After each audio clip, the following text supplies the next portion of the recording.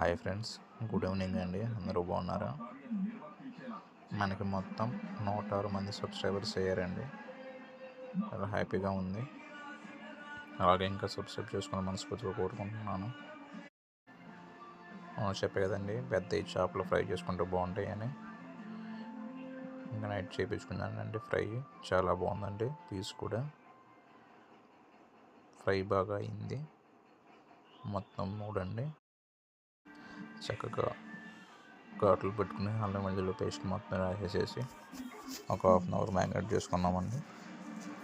తర్వాత తీసుకొని వేడి నూనెలో వేసి ఫ్రై చేసుకోవడమేనండి. మొక్క మాత్రం చాలా నీట్గా ఉడికిపోయిందండి.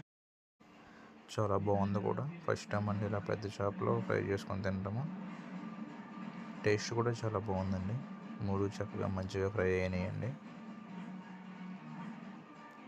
చూడండి, మొక్క ఎంత వేడివేడిగా భలే ఉన్నాయండి బాబు. చూస్తున్నారు కండి ముక్క ఎంత మెత్తగా ఫ్రై అయిందో. అదిగోండి. వీడియో నచ్చితే లైక్ చేసి సబ్స్క్రైబ్ చేయండి.